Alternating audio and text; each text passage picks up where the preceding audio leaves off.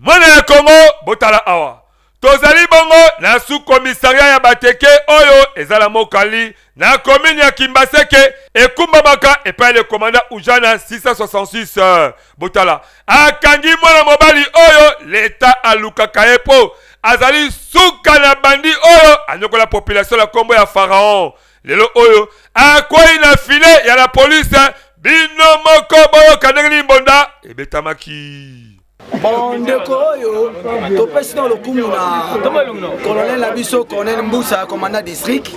Yami Balé, topesi major Nabiso visant le Fimpi na Kimbateke 3. O apesa biso pinch ya musala ya autorité peut contrôler.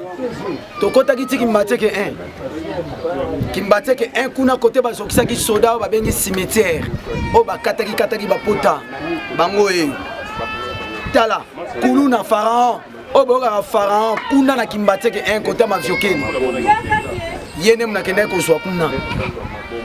ba image na ino so batinda ki nde na baki ka fona kota na zoye kaka bala senelo ni ngai yo kanga manga kulu na imbwa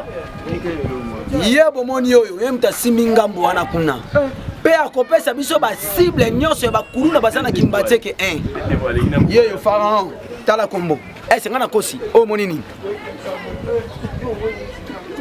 oyo isa ba cicatrice ani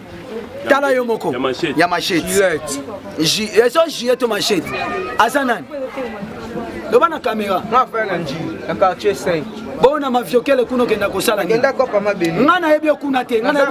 ngai na yebi okuna cette sala nji na Sainte Thérèse parce que la neba panza na Sainte Thérèse ndeto ko mokota bataki na ah solo ba caméra zo mona yo solo ba feke samba zali songa yebi likambi o salaka ne kripo bana ngotika ki ya ekirini o salaki azaka ki kala 2013 ekirini wana ezaka base yaka ba fumi rouge na makala na nina rapanga Kimbateke na salaki ba fourmi rouge na rapanga ba bi ke ji parents doit sala na rompenga ba yebi ba fourmi rouge wana kombo nani tango manda rene kuna na rompenga